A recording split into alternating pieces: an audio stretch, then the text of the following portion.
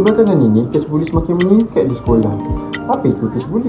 Kes buli membawa maksud kepada masalah yang meliputi kegiatan seperti memeras udut, menumbuk, menghina, mengejek dan memaki yang dilakukan oleh seseorang kepada pemangsanya. Jika tidak kerana angin, masakan pokok goyang.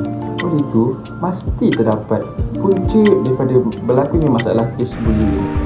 Kegagalan ibu bapa dalam memberikan didikan agama dan nilai moral pada anak-anak menjadi punca utama masalah buli di sekolah dan juga asrama. Hal ini dikatakan demikian kerana didikan awal sejak usia kanak-kanak amat penting untuk membentuk tingkah laku anak-anak sebelum mereka melangkahkan kaki ke alam persekolahan.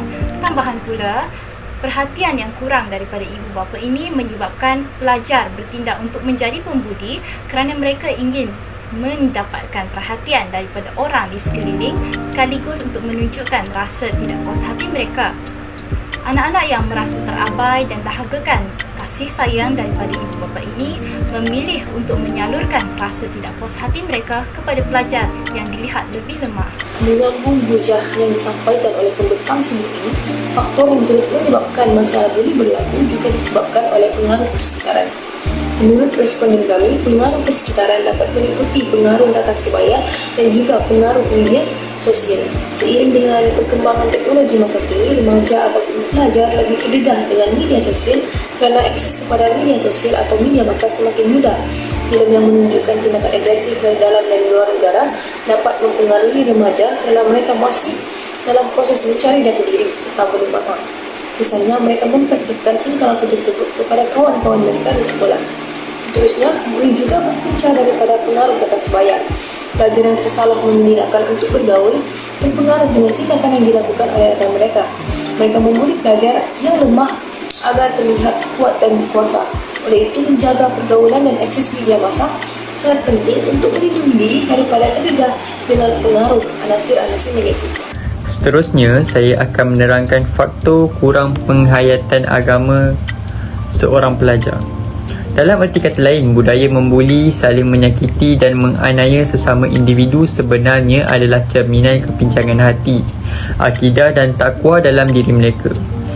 Golongan pelajar yang terlibat dalam tingkah laku buli ini juga dinilai mempunyai penghayatan agama yang kurang baik kerana mereka memiliki sifat seperti pendendam, pemarah, ego, tidak sabar, sombong dan suka menyakiti serta menganiaya orang yang dianggap lebih lemah daripadanya.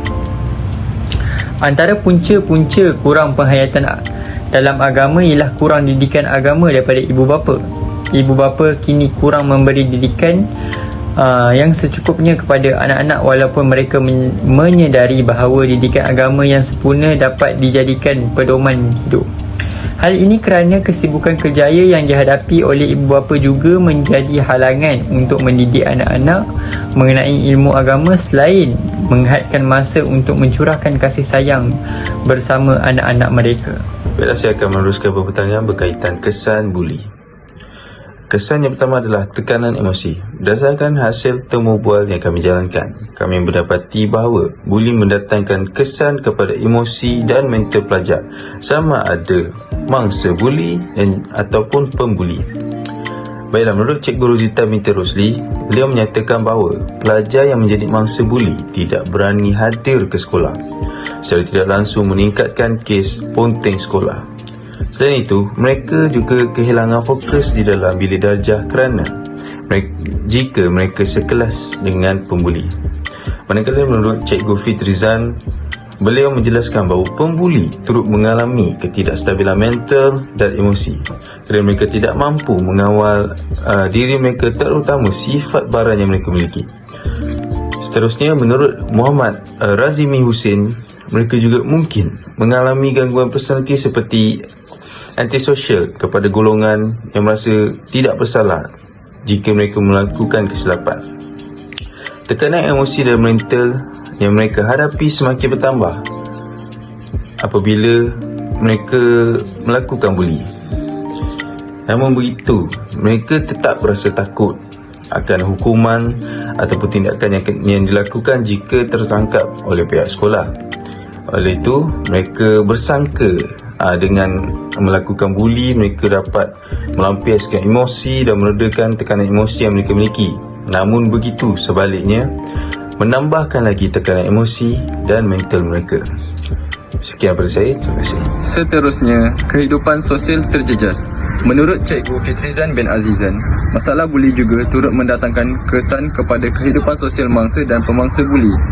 Melalui sesi temu bual kami dengan beliau menyatakan bahawa jika sifat kasar dan suka menindas dalam diri pemangsa tidak dikawal, maka sehingga mereka menginjak ke alam dewasa pun kemungkinan besar sifat tersebut akan kekal dalam diri mereka. Hal ini demikian kerana ia sudah menjadi satu kebiasaan bagi mereka untuk menindas dan mengasari orang lain. Menurut Cikgu Rozita binti Rosli pula, mangsa buli akan menjadi lebih pasif dan pendiam kerana takut untuk berinteraksi dengan guru dan rakan-rakan disebabkan oleh ancaman yang diberikan oleh pembuli.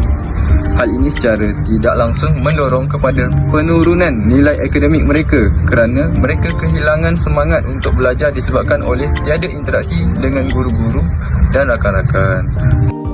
Kesan buli dapat diperhatikan dengan mata kasar, iaitu kesihatan fizikal akan terjejas. Individu atau pelajar yang menjadi mangsa buli secara fizikalnya selalu mempunyai tanda-tanda lebam atau merah di anggota badan serta mengalami patah pada anggota badan. Dalam pada itu juga, mangsa buli akan mengalami kesusutan berat badan oleh kerana mereka mengalami gangguan makan dan susah tidur. Selain itu juga, mangsa buli juga mengalami masalah kesihatan seperti kecederaan fizikal sehingga tidak dapat menghadiri kelas di sekolah. Hal ini akan menyebabkan pencapaian akademik mereka akan merosot. Banyak kes yang menyebabkan mangsa buli mengalami kecederaan fizikal seumur hidup dan juga boleh menyebabkan kematian. Assalamualaikum dan salam sejahtera. Pada video kali ini, saya akan menerangkan mengenai langkah bagi menyelesaikan masalah buli di sekolah dengan mengadakan kempen. Baiklah, hasil temu bual bersama Cikgu Rozita, kami mendapati bahawa mengadakan aktiviti atau kempen mampu untuk mengurangkan masalah buli di sekolah. Kempen seperti anti-buli yang harus dijalankan oleh pihak sekolah mampu untuk memberi kesan juga kesedaran serta pendedahan secara menyeluruh kepada pelajar mengenai gejala buli yang kian menjadi pada masa kini. Manakala menurut temu bual bersama Cikgu Fitrizan pula, beliau mencadangkan untuk memperbanyakkan lagi aktiviti di sekolah ataupun asrama.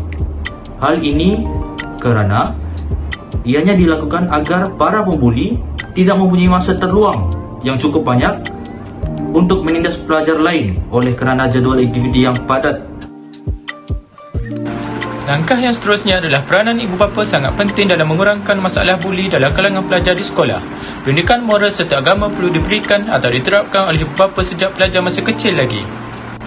Selain itu, ibu bapa juga perlulah meluangkan masa yang berkualiti dengan anak-anak. Sebagai contoh, ibu bapa hendaklah mengambil pendekatan dengan menjadi sahabat kepada anak-anak mereka. Kaedah ini secara tidak langsung menyebabkan ibu bapa mengetahui kegiatan dan pergaulan anak-anak seharian. Seterusnya, ibu bapa haruslah menjadi suri teladan yang baik kepada anak-anak agar mereka dapat menerapkannya di sekolah.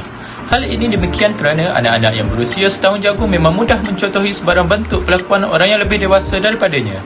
Di samping itu, kerjasama daripada ibu bapa sangat penting untuk membendung isu buli ini. Ibu bapa perlulah bekerjasama dengan guru dan tidak bersikap lepas tangan membiarkan tindakan yang dilakukan anak-anak di sekolah sebagai tanggungjawab guru sepenuhnya. Okey, kita masuk kepada peranan pihak sekolah. Peranan pihak sekolah juga amat penting untuk menangani isu buli, yang mana pihak sekolah melalui unit disiplin akan membantu pelajar sama ada mangsa atau pelaku buli itu sendiri. Dalam hal ini, pihak unit disiplin akan berjumpa dengan pelajar yang melakukan kesalahan buli tersebut dan memberitahu bahawa tingkah laku buli mereka tersebut merupakan kesalahan berat yang melanggar undang-undang dan peraturan sekolah. Pihak sekolah akan cuba sedaya upaya bagi menangani masalah buli tersebut bagi mengelakkan ibu bapa mangsa buli mengambil keputusan untuk membuat laporan di balai polis sehingga pelajar tersebut diambil tindakan undang-undang oleh pihak polis. Sekiranya kes ini masih di bawah pengendalian pihak sekolah, pelajar yang membuli itu setidaknya hanya digantung ataupun dibuang sekolah.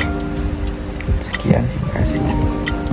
Kesimpulannya, terdapat banyak punca yang menyumbang kepada gejala buli dan kita telah kenal pasti beberapa langkah yang wajar diambil sebagai cara mengatasinya. Seperti peribahasa Melayu, melentur bulu biarlah dari rebuni. Kita hendaklah mengajar dan mendidik mereka sejak mereka masih kecil lagi, agar kita dapat melahirkan masyarakat yang berakhlak mulia, berketerampilan baik dan berpengetahuan tinggi.